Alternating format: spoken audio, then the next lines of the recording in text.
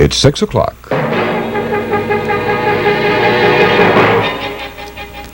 Eyewitness News with Bob Jordan, Lee Watson, Steve Adams, and the Eyewitness News team.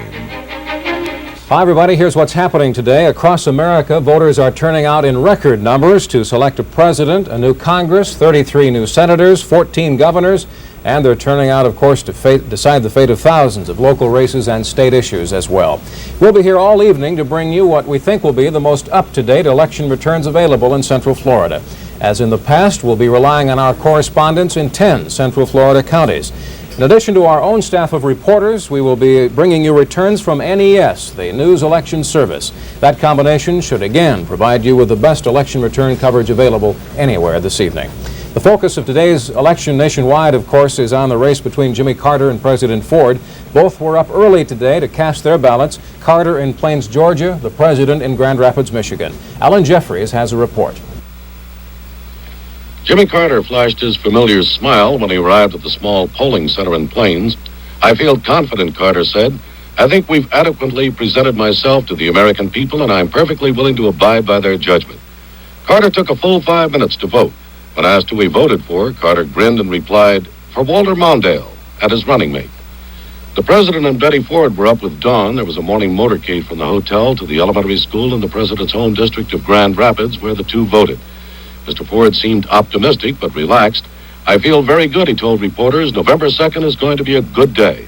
The president will test that prediction tonight in Washington, where he, Betty, and his family will watch the vote come in. Alan Jeffries, ABC News.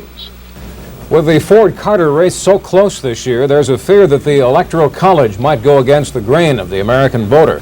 Norm Waddell tells us just how that could happen.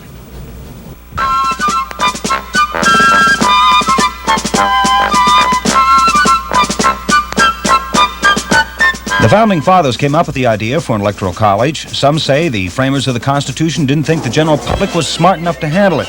It's since been questioned, debated, and called a lot of names. But despite all that, the Electoral College has the final say about who's president, and they could go against the popular majority vote. In Florida, the electors are appointed by the governor, who selects from the recommendations of a committee comprised of the two major parties. Each state has the same number of electoral votes as they have congressional seats. We have 17. Initially, the governor appoints 17 Democrats and 17 Republicans, but the party that wins the majority popular vote in the state gets the state's 17 total votes. If it's a Democrat, the Republican electors can't vote. All of the electors take an oath saying they will vote along party lines here, but that's just a promise. The public has no recourse if they change their minds. Some states don't even require an oath. Consequently, as a matter of fact, an elector can vote for whoever he wants with no regard for the people's ballots. Historically, there's only been 2 occasions that the Electoral College has gone against the people's choice, but with the Ford-Carter race so close, there is a fear that it could happen again. And until the Electoral College is refined or eliminated, that's the way it is. Norm Waddell, Eyewitness News. Voter turnout across the state of Florida has been very impressive so far today. And Eyewitness correspondent Mike Vasalinda reports that in general, the day has gone smoothly in Tallahassee. Telephones in the Division of Elections started ringing off the hook this morning at 7 a.m. just as the polls opened.